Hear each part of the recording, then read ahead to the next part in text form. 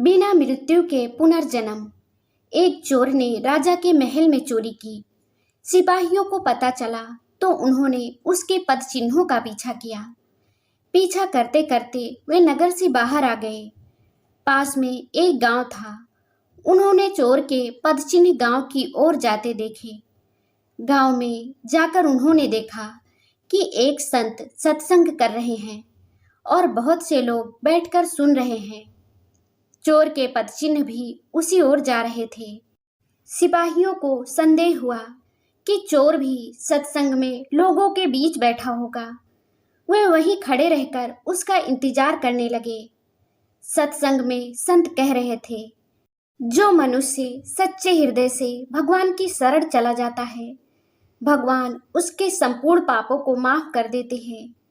वाल्मीकि रामायण में कहा गया है कि जो एक बार भी मेरी शरण में आकर मैं तुम्हारा हूं ऐसा कहकर रक्षा की याचना करता है, उसे मैं संपूर्ण प्राणियों से अभय कर देता हूं।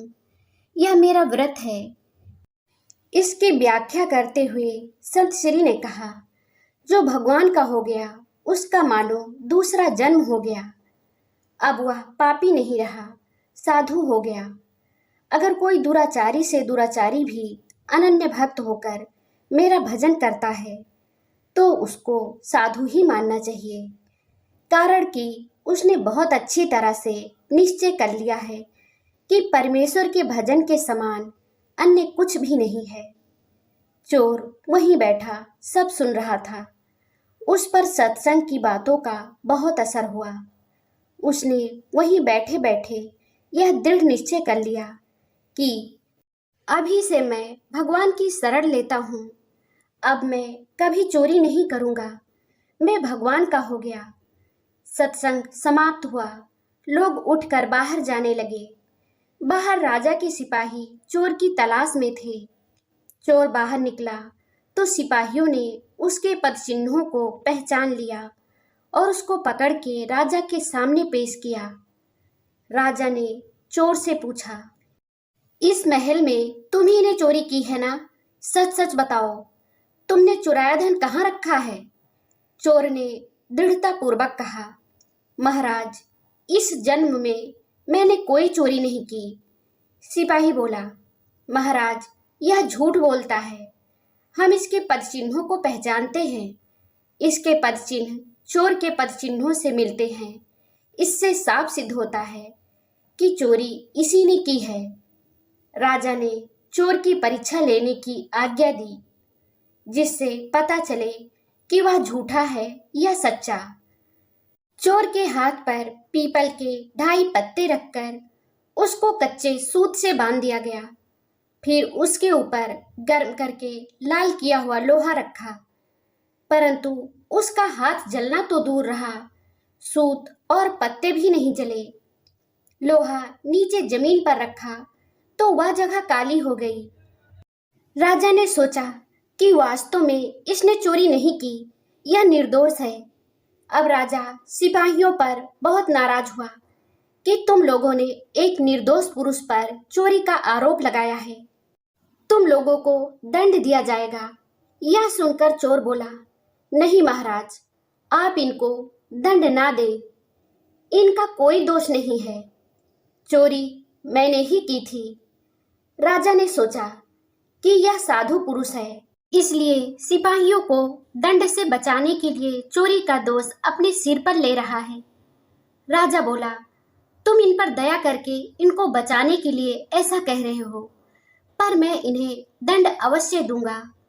चोर बोला, महाराज, मैं झूठ नहीं बोल रहा हूँ, चोरी मैंने ही की थी। अगर आपको विश्वास ना हो तो अपने सिपाहियों को मेरे साथ भेजो। मैंने चोरी का धन जंगल में जहाँ छिपा रखा है वहां से लाकर दिखा दूंगा। राजा ने अपने सिपाहियों को चोर के साथ भेजा। चोर उनको वहां ले गया जहां उसने धन छिपा रखा था और वहां से धन लाकर राजा के सामने रख दिया।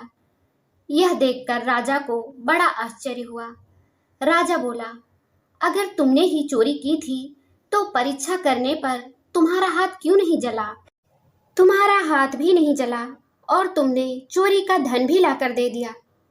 यह बात हमारी समझ में नहीं आ रही है।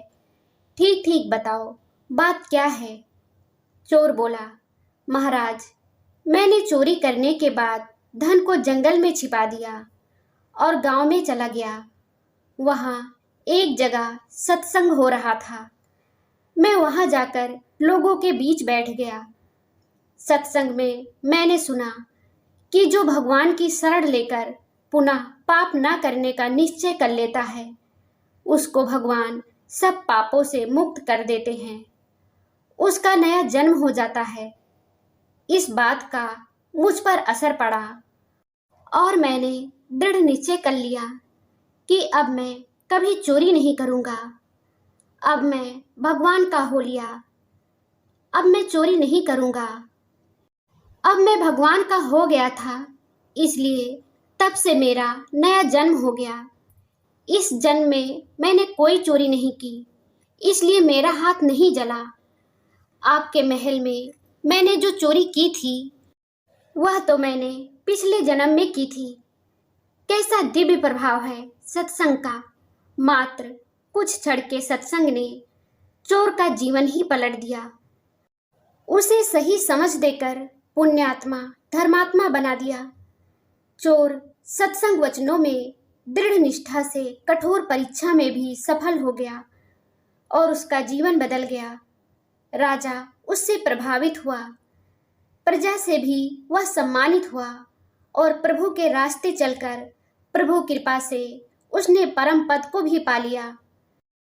पापी से पापी अपने को पतन के गर्त में गिरा देता है, लेकिन सत्संग व्यक्ति को तार देता है, महान बना देता है। ऐसी महान ताकत है सत्संग में।